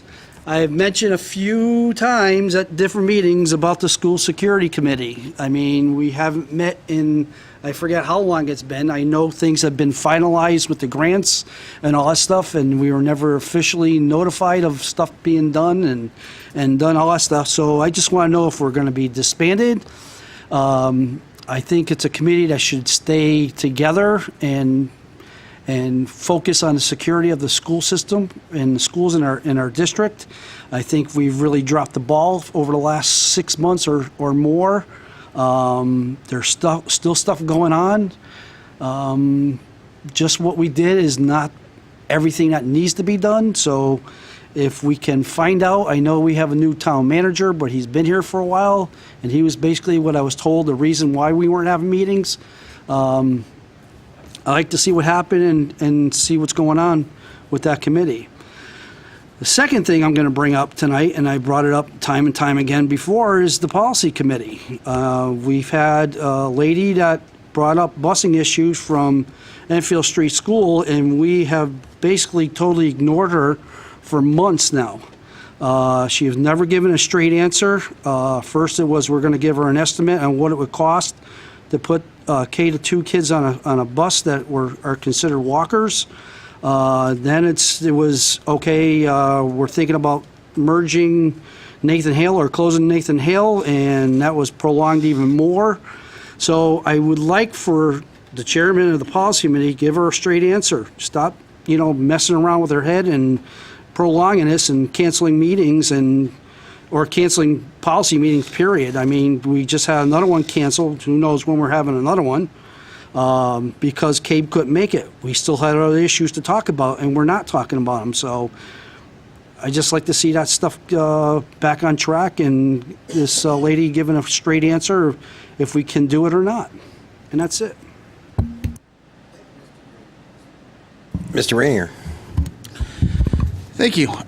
First, I'd just like to recognize for the month of June, this is Pride Month for the LGBT community, so I'd just like to recognize that. I'd also like to recognize the honors program, the honors breakfast that was held at Enfield High School. It was great by the administration and all the work that they had done. So I greatly appreciate the work that they did, and it was great to see the students and the families come together for such a monumentous event. There's a lot going on this month. I'd also like to welcome you, Charlotte, to the Board of Ed. And, I was going to move over, but there's only one person that can fit Ray's seat, and that's you. So I really want to try, so I appreciate that. I want to recognize all the graduates, including Abby. It's awesome that you fulfilled all your requirements, and it's bittersweet to be leaving Enfield High School. So I just want to give a congrats to all of the grads. I want to give a congratulations to all the incoming kindergarten class too. There's a lot of stress on that end of the boat for parents and students, and I know there's going to be a lot of meet and greets coming up in the next few months if there hasn't already been, and I know that's great for the teachers and the students, so I just wanted to mention those as well. Dr. Schumann, thank you for the work that you've done. I've been here since January, but it feels like January 2008. So I'd just like to congratulate you on a well-spent career and hope for awesome endeavors afterwards. To Nathan Hale family, to the PTO, I just wanted to say congratulations to a wonderful event that you guys held on Sunday. I was there as a parent, not a board member, and it was awesome to see a lot of events for the kids. As a board member, I would like to say for all the K-2 schools and the PTOs there, it's great that they came together for all the parents and put together an end of the year bash. Just to culminate an entire year of well-spent education, fun, friends, and they've been through a lot. So I just want to congratulate the entire K-2 families. Back to Nathan Hale just for a moment. There's going to be a lot of movement going on with Nathan Hale, so I just want to give kudos and shout-outs to Ms. Roman and all the staff and all the students at Nathan Hale. It's not the easiest of processes to go through, but every time you go there, you wouldn't think anything different. They're smiling, they're happy, and it's really a testament to the administration at Nathan Hale. So I just wanted to congratulate Ms. Roman and her staff in regards to that and really making the kids feel at ease with the current transition. To the students that were here tonight, congratulations at Mount Carmel. Unfortunately, I wasn't able to make that, but congratulations to them as well. Check. And I just wanted to follow up on a comment that was posed through the chair to Mr. Grady.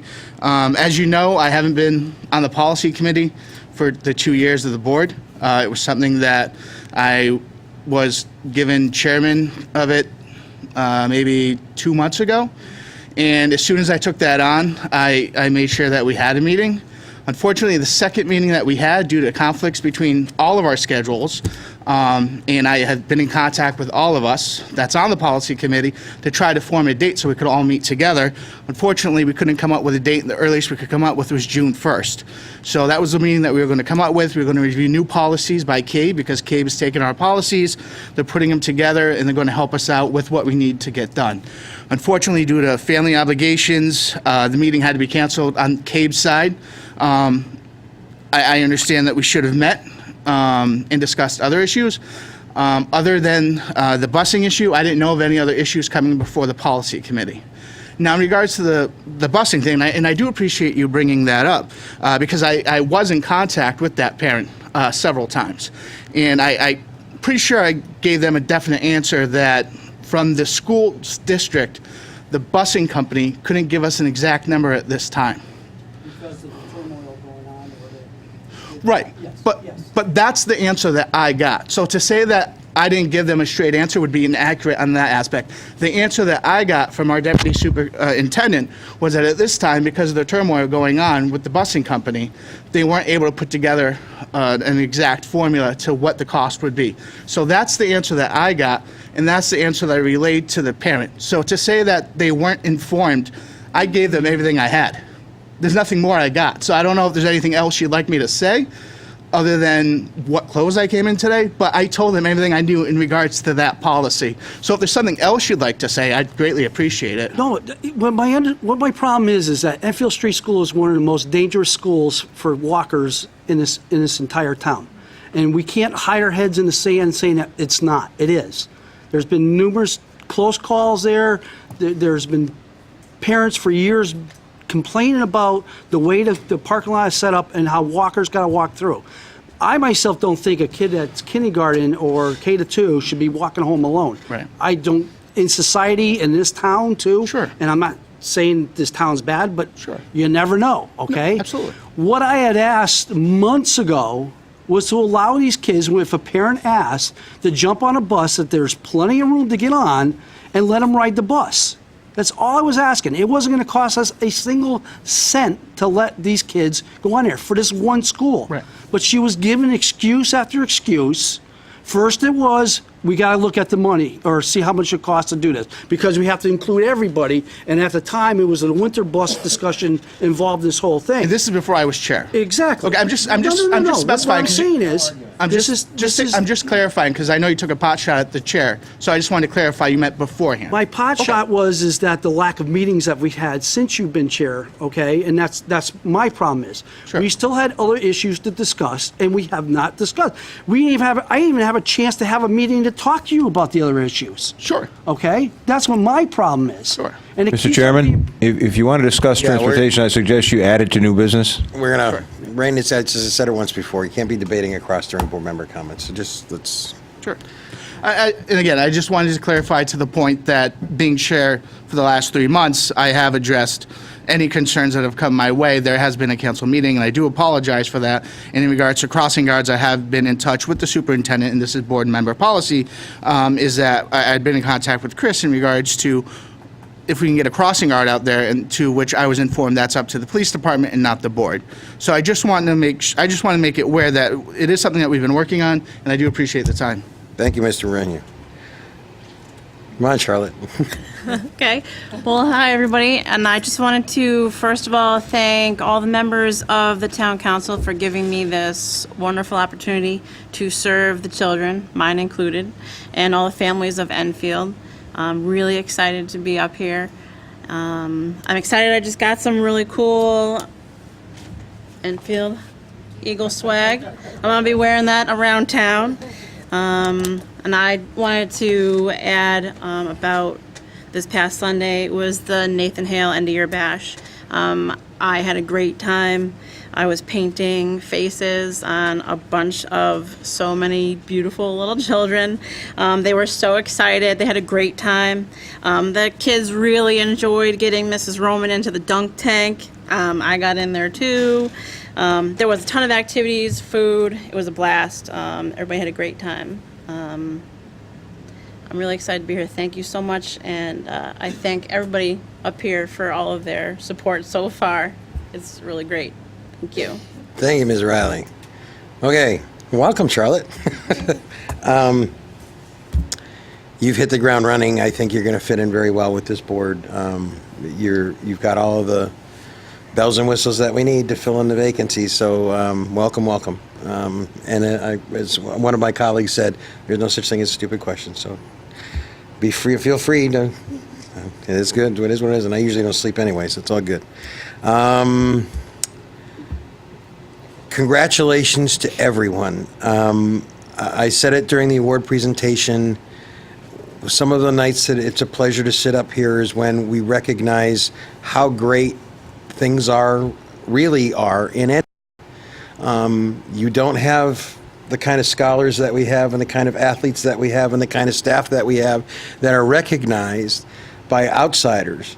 And that's important because we obviously have something going on right. And sometimes it doesn't seem apparent and some folks don't see it always. But we really have a nice diamond here now. Our school system is really firing on all cylinders. And while there's always room for improvement, I think I can't tell you how proud I am of all of you guys. Especially the students and the staff. Because you guys really make it work. I was sad to hear that Mr. Bernstein is going to be retiring. He's been here as a fixture for a long time, at least as long as I've been serving. He did an awesome job. I wish him well. He will be missed. Abby, Megan, you guys are awesome. I've always considered you as part of the board, and I hope to see you next year, and I will miss you. You're another one who just head and shoulders really does shine, and you make us all proud. So. I feel like she's our kid. I really do. I do. We're gonna. It's like we're sending you off, Abby. There you go. There you go. Fly. She started at that. Yeah. Blank, your daughter is awesome too. Oh, thank you. Another. You're a good mom. Thank you. You did a good job with that one. Thank you. Dr. Schumann,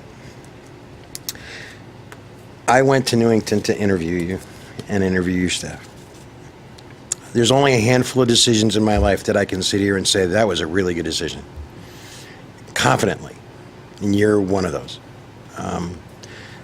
The doctor that came on behalf of your association said that you have touched all these people. And I think, I know that what you've done here in Enfield will touch our children for many, many years to come. And I've always been a believer in Providence. We get the folks that we need, and we needed you. And you did a great job, and you will be missed. And I've always referred to you as the superintendent of superintendents, and that's how I will always think of you. So I think I speak for the whole board saying you did a wonderful, wonderful job, and you will be deeply missed. Mr. Drezek, you have very big shoes to fill. Again, congratulations to all our graduates, our first Eagles. I have to give you guys credit. Everyone that's graduating this year, I want to personally thank you all for helping your parents through these difficult transitions. You guys shined brighter than everyone. You shined the way that I always knew you would, and you came through in colors. I'm going to be very proud to hand you your diplomas, and I'm hoping all of my board members are standing there with big grins because it's a huge class. So, fair winds following seas, and moving on. Unfinished business, Dr. Schumann. No unfinished business tonight. New business, approve the Head Start 2017-2018 COLA grant. Yes, thank you, Mr. Chairman. On May 9th, our Head Start Director, Deb Clement, was here to talk to you about the grant we were applying for, and tonight she's here looking for approval for the board to approve the COLA grant. It's enclosed in your packet, but Deb is also here with us. If we have any questions, you might want to mention just a couple things about it, and then the board can take whatever action it chooses. You have the floor. Okay, hello again. Is this on? Yes. So I'm going to keep it short and sweet. I'm here to ask for approval for a 1% COLA to our federal grant, and it amounts to $8,277, and it will go towards health benefits. So I thank you for your consideration. Thank you. Any questions from the board? Mr. Neville. Do I take it that the grant has been, you applied for the grant, correct? You came in the last time. Were you applying for this particular grant, or was that a different grant? This is separate. When I came the last time, it was for the total federal grant. Okay. And then this became available after that. Believe me, I would have combined the two of them if I could. But this just became available. So this is a separate grant just for 1% COLA increase, and we will apply it towards health benefits if you approve it. Okay, so what we're approving is your application for this? Correct. Okay, when will you find out whether you got it or not? Well, it's pretty much a Okay. given. Okay, I just wanted to clarify, that's all. Thank you. Any other discussion? I'll entertain a motion to approve the COLA grant. So moved. Second. Motion made by Mr. Neville, seconded by Mr. Cruzell. Any further discussion? Sensing none, Kathy, roll call, please. Mrs. Ungary? Yes. Mr. Cruzell? Yes. Mrs. LeBlanc? Yes. Mr. Neville? Yes. Mrs. Thurston? Oh, she's not here. Mr. Grady? 4. Mr. Renier? Yes. Mrs. Riley? Yes. Chairman Serrard? Yes. Thank you. Thank you. Thank you.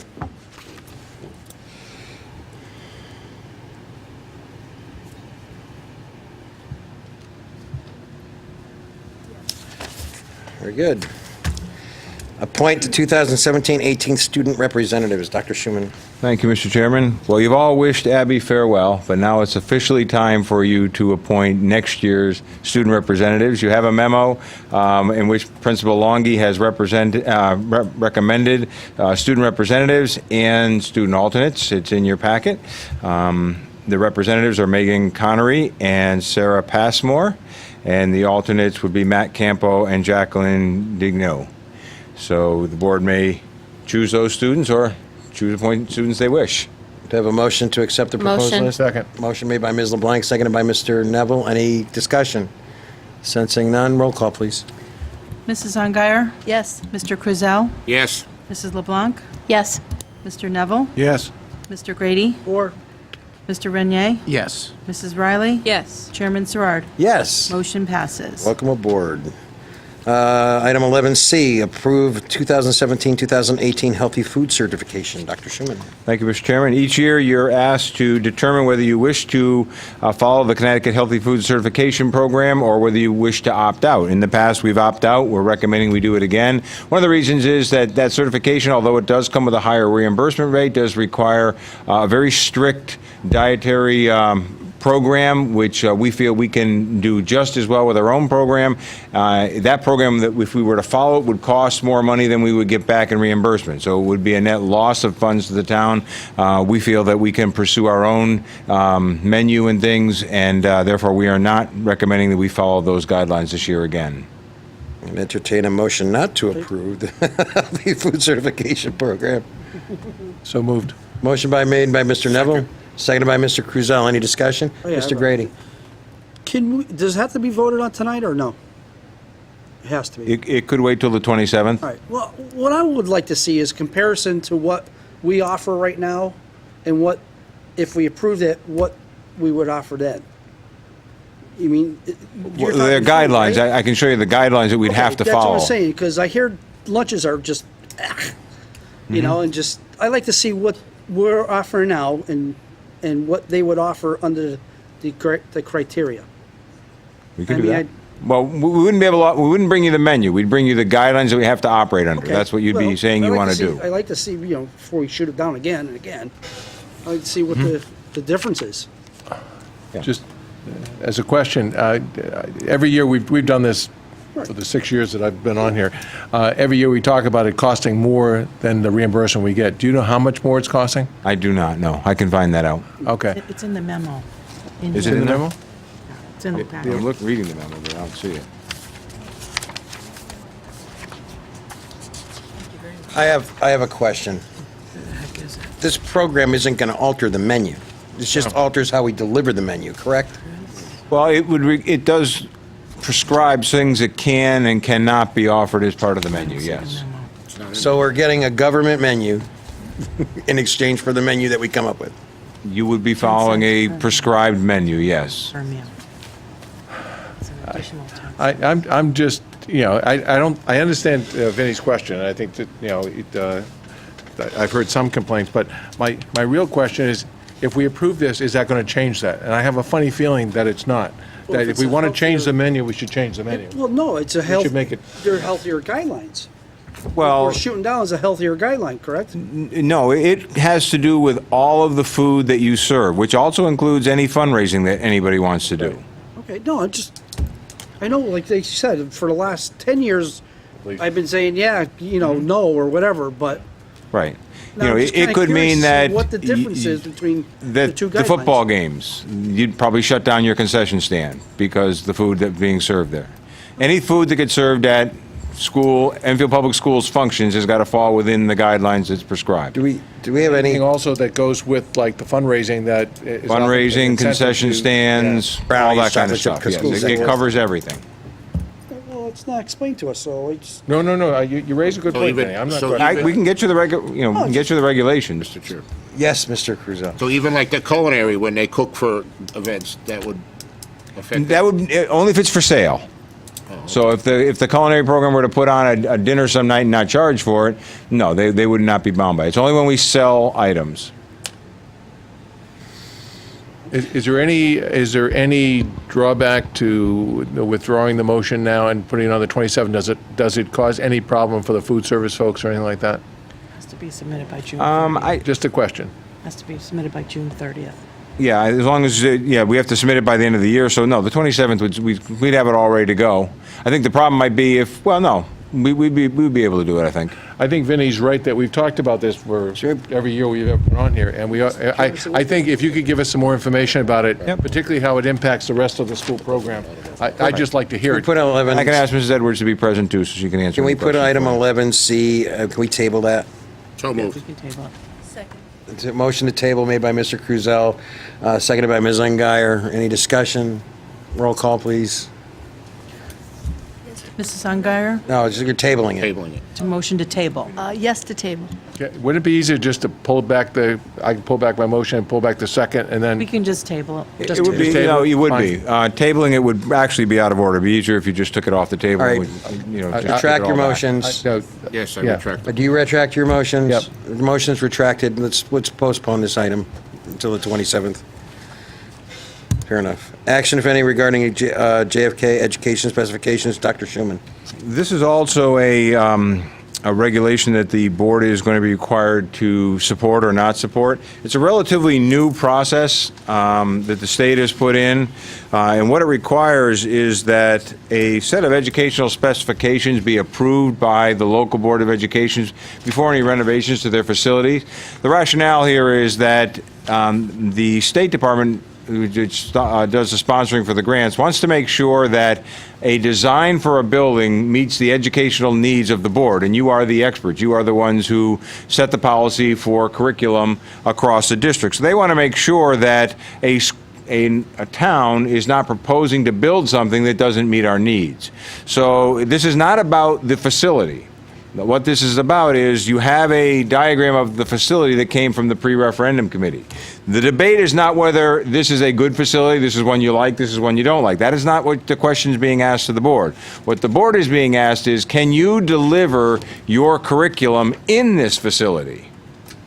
That's what they're asking, and that's what this document goes through. So the administration has gone through, we've looked at the square footage, we've looked at the things we'd like to offer, the programs we have, and we have helped the architect write this document so that it does reflect our ability to deliver the Enfield Board of Education's curriculum in this facility if it were to be built.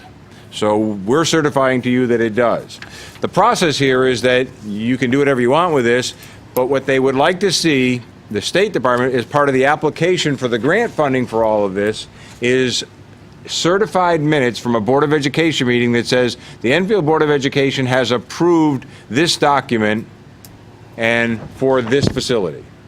And that's what they want to see. So what would happen here is, if you were to approve this tonight, we could come back on the 27th and you approve your minutes, as you will do very shortly for the last meeting, then that is what they're looking for from the Enfield Board, a certified copy of the minutes where if any discussion took place, then they'd want to read that discussion, obviously, but more importantly, did the board approve this document so it can be part of the grant package to move the process forward?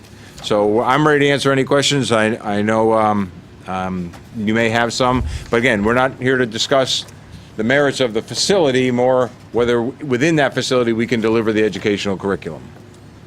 Mr. Neville. Okay, this is based on the draft that we have all gotten in our packet, correct? Yes, the leadership looked at this. All we did was we took out the highlights and made the correct change. That's fine. Based on that, so if we can have a discussion, I'd like to make a motion that we approve the JFK educational specifications as put together by the administration. Second. Motion made by Mr. Neville, seconded by Mr. Kuzell. Discussion. Mr. Rainier. Yes, Mr. Chairman, I see that Mr. Rutledge is here, who is the chair of that committee. May I speak to you through him? Mr. Rutledge, you want to take the seat, please? Thank you. Thank you. Thank you for coming. So I have a couple questions, just to speak to the ed specs to this. I appreciate the administration going through this, leadership going through this.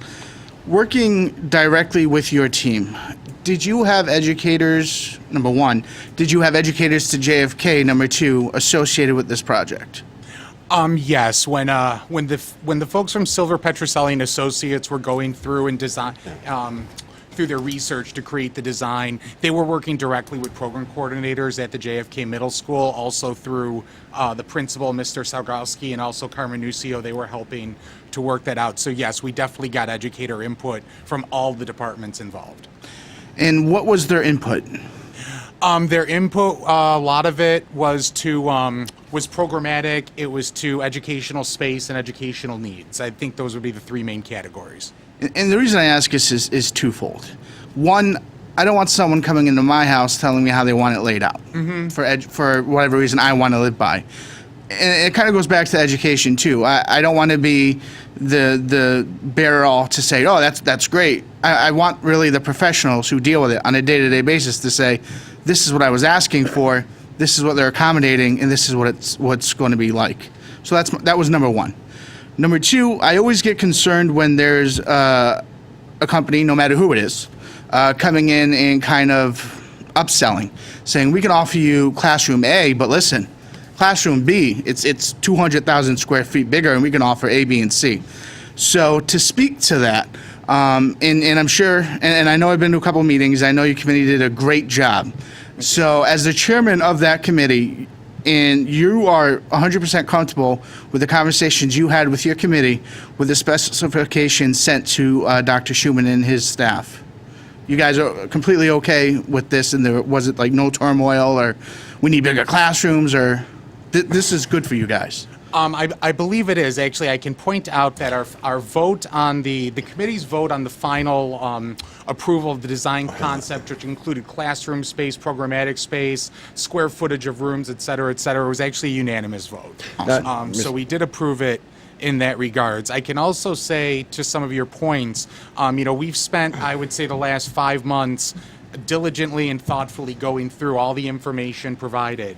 To your point about the upselling concept, we also went through the design to see what might have been more of a wish list and more of a need. Right. And I know a lot of work was done through central office on that as well, so that we could get the school right-sized to meet for the educational needs of the children. So I would say with 100% confidence, the ed specs, are what we need.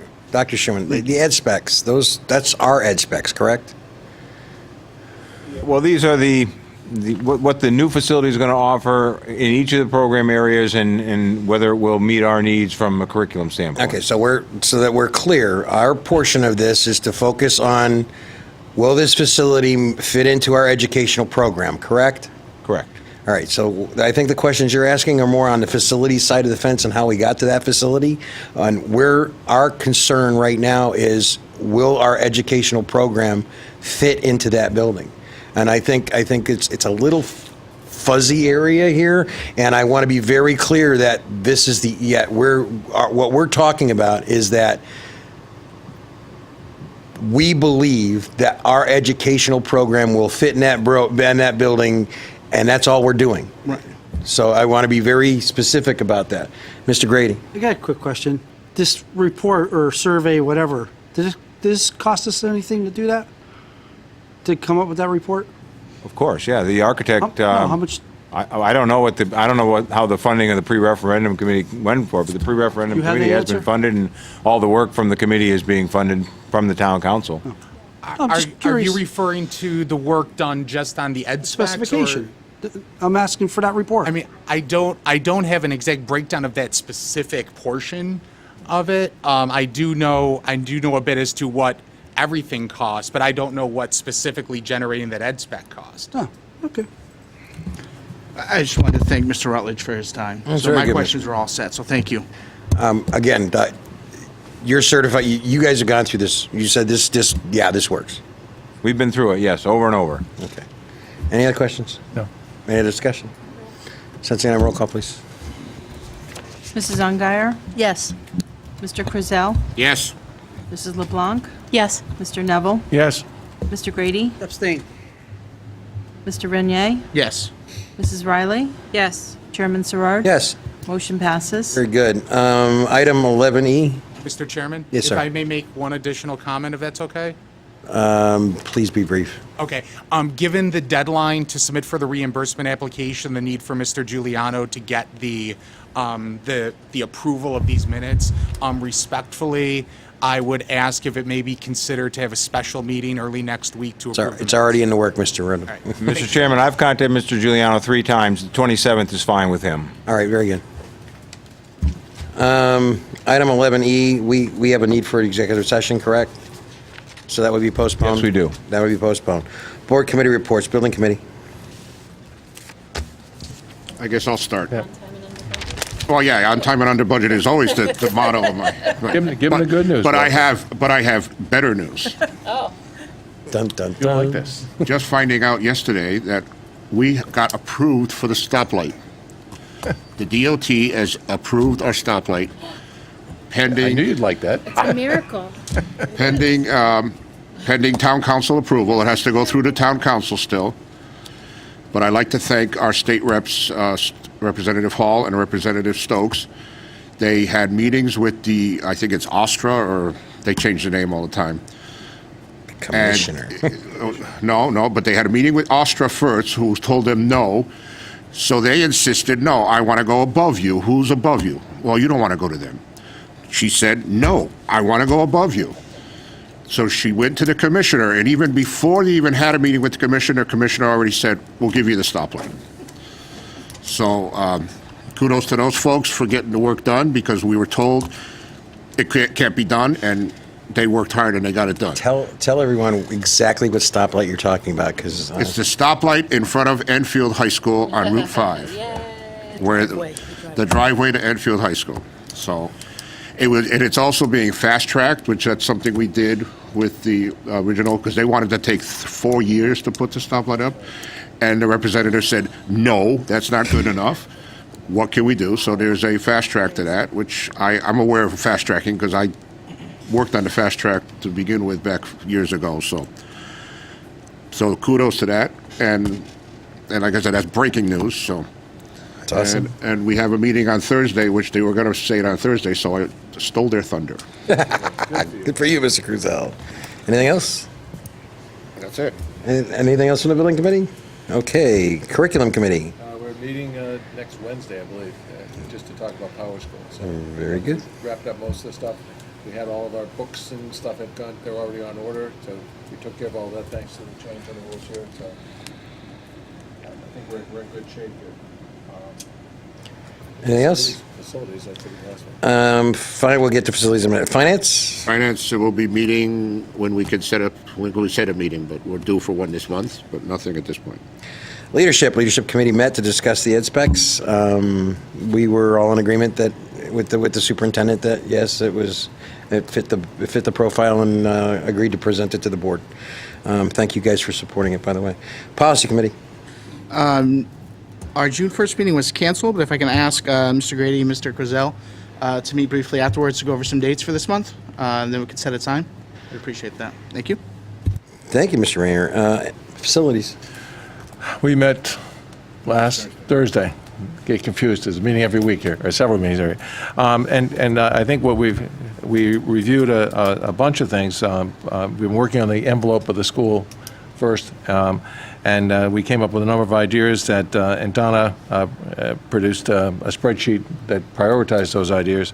And what we're going to do is put together now a PowerPoint that we're going to show to the town manager, who was at the meeting, but ultimately to show to the council to talk about our next steps. But we want them to know where we're at right now. So I think that's our next steps. And Randy has joined our committee. You know, now that one's winding down, another one's starting up. So And we have an application in for the other member from the council. So that's good. That's up to the council to vote on.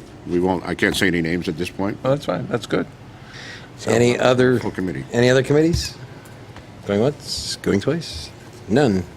Approval of the minutes of regular meeting minutes, May 23rd, 2007. Second. Any discussion, changes, or corrections? I was that there. You weren't there, no. Yeah. A show of hands to approve. Abstentions? Oh, I'm sorry. I approve. Abstentions?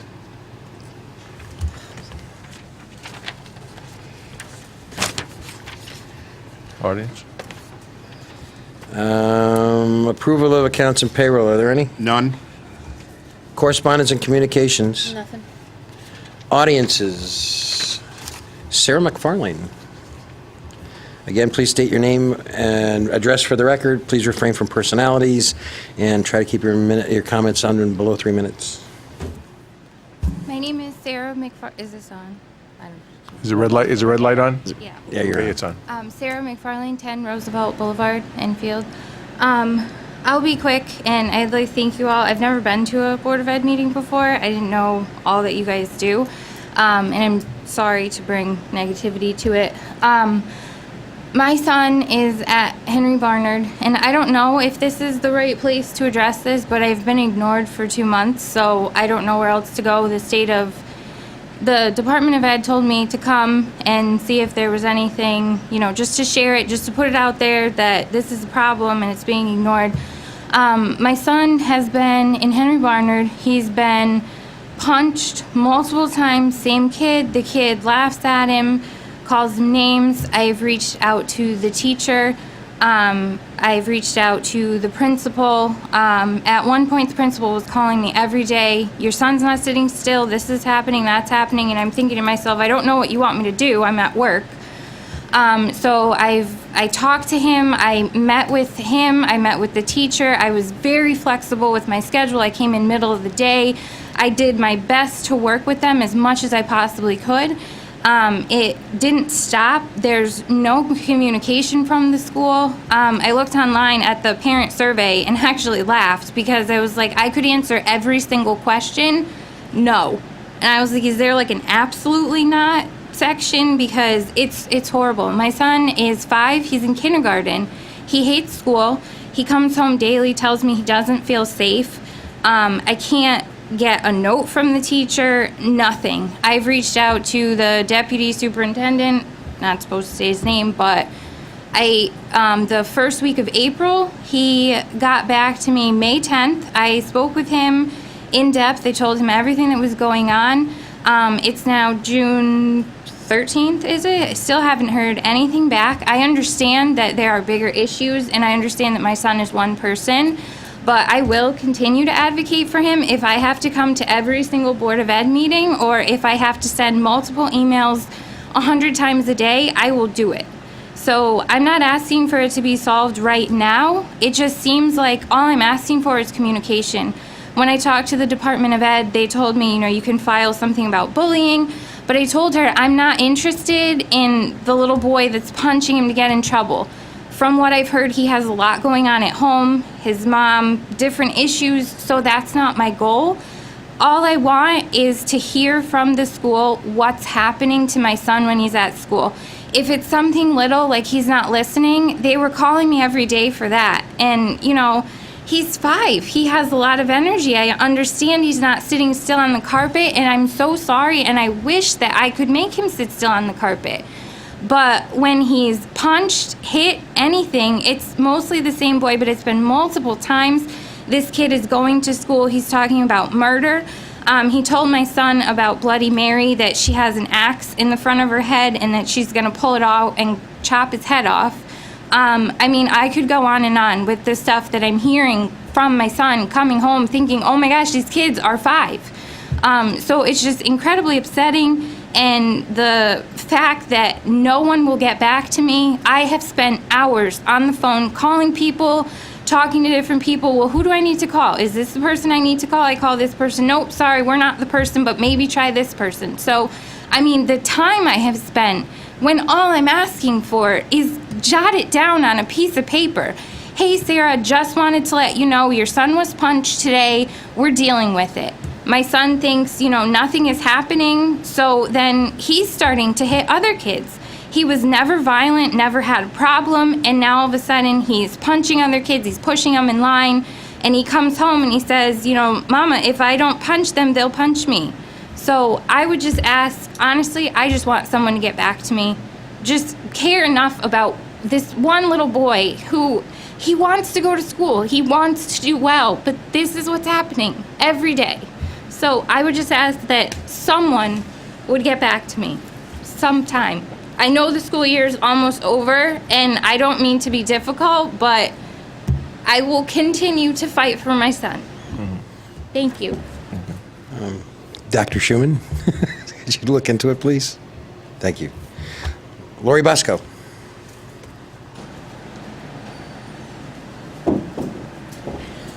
Lori Bosco, 35 Simon Road. I just want to take the time to thank all of you guys for doing such a great job with the town and the schools, from Head Start, where Abby started, right through the whole program, the opportunities you've given her. She's got a year and a half of college done. She got one of the highest scores when she qualified nuclear for the Navy, which is, where she's going in October. So she's going to serve us, and it was just so great, everything you've done. You've expanded the AP program. You've got the excellent UConn ECE program. Of course, all the youth vote and everything else that she does, but just wanted to say thank you for everything. Thank you. Thank you, Lori. Thank you. For the record, you did a good job with her. That's right. All right, we have a need to go into executive session. Can I have a motion? So moved. Motion made by Mr. Cruzell, seconded by Mr. Neville. Any discussion? We're not returning. Show of hands. We're currently in executive session. We're going to do it here.